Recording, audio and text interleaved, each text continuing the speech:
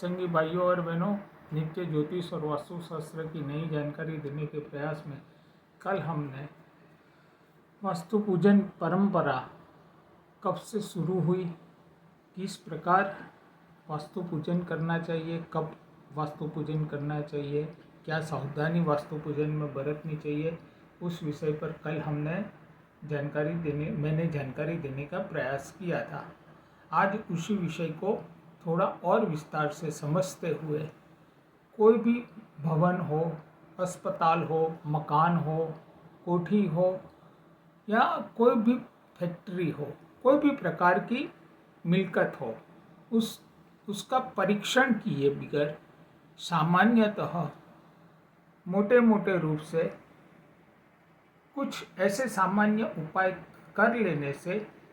अगर उस जगह पर कोई भी छोटा या बड़ा किसी भी प्रकार का वास्तु दोष अगर रहता है तो उसमें यह उपाय करने से वास्तु दोष में जातक को राहत मिलती है और उसका शुभ प्रभाव मिलना शुरू होता है। व्यक्ति को कोई भी प्रकार की मिलकत के अंदर व्यक्ति को पता चल जाता है कि इस जगह थोड़ा भी वास्तुशास्त्र अनुसार बांधकाम नहीं हुआ है या वास्तु दोष निर्माण हो रहा है, तो यह जो उपाय बताने का मैं प्रयास कर रहा हूँ, वह उपाय करने से विश्वास कीजिए व्यक्ति को निसंदेह लाभ और शुभ फल मिलते ही मिलते हैं। तो चर्चा शुरू करते हैं। मुख्य द्वार पर एक केले का वृक्ष और दूसरी तरफ एक तुलसी का पौधा लगा लेना चाहिए, जिससे कोई भी प्रकार का वास्तु दोष अगर जिस जगह पे भी होता है, इस अवस्था में यह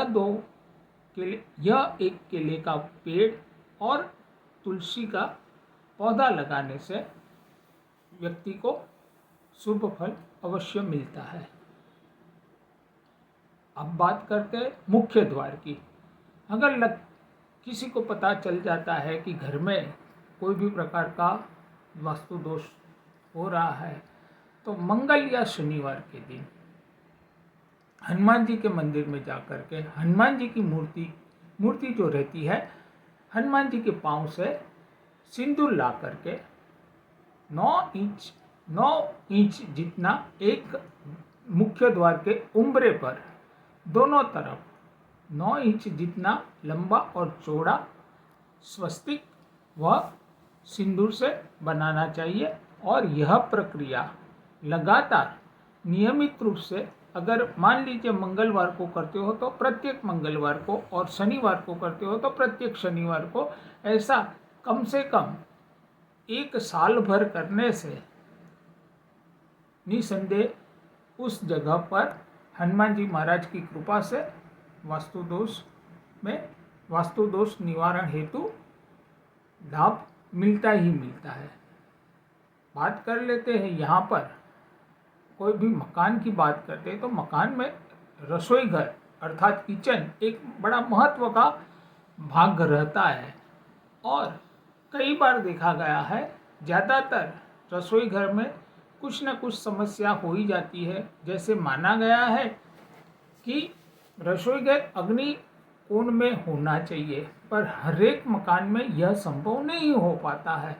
तो इस अवस्था में रसोई घर आपका और कोई भी जगह पे हो, पर उस जगह पर जहाँ पर आपका रसोई घर रहता है, उस भाग का अग्निकोण जो बनता है, वहाँ पर आप एक छोटा सा लाल बल्ब लगाकर उसे निरंतर चालू रखें, ताकि आपको रसोई घर के वास्तु दोष से आपको राहत मिले। ठीक उसी प्रकार इस समय यह बात कदाचित मेरे कई मित्रों को अनुकूल नहीं भी आएगी, पर देखा गया है जिस घर में व्यक्ति सुबह में जल्दी उठकर नहा धोकर पूजन अर्चन कर घर की साफ सफाई कर देता है, आज के समय के संदर्भ में हम समझने का प्रयास करें तो मेरे मत अनुसार सुबह के ज़्यादा से ज़्यादा 7 या 7:30 बजे तक घर के सभी सदस्यों को उठ जाना चाहिए, पूजन अर्चन कर लेना चाहिए और अपनी अन्य प्रवृत्ति में रत रहना चाहिए। पर कई घरों में देखा गया है सुबह में देर तक लोग नहाते भी नहीं है या सोते रहते हैं और पूजन अर्चन भी सुबह में 9 बजे या उसके भी बाद होता है, तो वह पूजन का कोई अर्थ नहीं रहता है। तो जितना जल्दी हो सके इतना जल्दी पूजन अर्चन कर सुबह में तुलसी माँ के पौधे के सामने एक घी का दीपक और आपके घर के जो पूजन स्थान रहता है उसमें आप तेल का दीपक करते हो या घी का करते हो, वो आप अपने परंपरा अनुसार जो भी करते हो पर करना चाहिए। ठीक उसी तरह जब घर की सफाई होती है तो नियमित रूप से पोछा जो लगाते हो या लगवाते हो उसमें खड़ा नमक डालकर अगर आप पोछा करवाते हो तो नकारात्मक ऊर्जा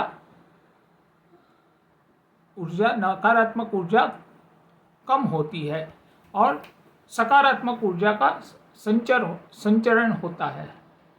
ठीक उसी प्रकार प्रत्येक बुधवार के दिन आपके घर के आसपास कोई भी काल भैरव बाबा का मंदिर अगर है तो मंदिर में अपनी शक्ति और सामर्थ्य अनुसार जलेबी ले जा करके इनका प्रसाद चढ़ाए और लगातार 21 बुधवार तक कुत्तों को और मजदूर को यह जलेबी का प्रसाद आप बांट देते हैं तो भी विश्वास कीजिए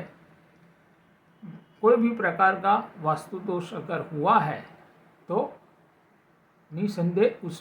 उसमें लाभ मिलता है। अगर मान लीजिए आपकी कोई भी प्रकार की मिल्कत है और वह मिल्कत के अंदर कोई जगह पे हम देखते हैं कि जिसे हम बीम कहते हैं, वह बीम ऐसे आ जाते हैं कि जिसे ढक पाना सामान्य रूप से थोड़ा मुश्किल होता है। अगर मान लीजिए आप फॉल्ट सीलिंग का काम नहीं करवाते हो तो वह बीम आपको दिखाई ही देता है। अगर आपको इस अवस्था में बीम दिख रहा है और आप बीम दोष लग रहा है तो बीम के दोनों कोने पर एक एक बांसुरी आप लाल धागे से बांधकर बांसुरी लगा सकते हैं, जिससे वास्तु दोष कम हो जाता है अथवा उसका प्रभाव कम रहता है। अगर इस प्रकार कोई व्यक्ति ने कोई जमीन ले रखी है पर कई समय से कुछ न कुछ कारण से कुछ न कुछ परेशानी के चलते उस जगह पर बांधकाम वह शुरू नहीं कर रहा है, हो पा रहा है, तो इस अवस्था में कुछ न कुछ समस्या आ ही जाती है। तो ऐसे में जब भी गुरु पुरुषामृत योग होता है उस समय एक अनार का पौधा उस भूमि पर लगा लेने से विश्वास कीजिए वह जगह का बांधकाम तुरंत ही शुरू हो जाता है। और प्रत्येक माह में 2 आठम, 2 चौदस, एक पूनम और एक अमावस्या आती है। कम से कम इतने दिन, ये 6 दिन में सुबह या संध्या समय आपको जो समय अनुकूल लगे वह समय घर के अंदर गौमूत्र का छिड़काव कर गूगल का धूप घर, ऑफिस, दुकान, अस्पताल, फैक्ट्री, जो भी प्रॉपर्टी है आपकी, इसके अंदर ही यह करने से निसंदेह नकारात्मक ऊर्जा का नकारात्मक ऊर्जा कम होती है, सकारात्मक ऊर्जा का वहन होता है। और कोई भी अगर छोटा या मोटा बड़ा वास्तु दोष अगर रह भी गया होता है तो कम से कम वह आपको नुकसानदेही होता है। ऐसा मेरा कहना कतई नहीं है कि पूर्ण रूप से वास्तु दोष खत्म हो जाता है, पर काफ़ी हद तक आपको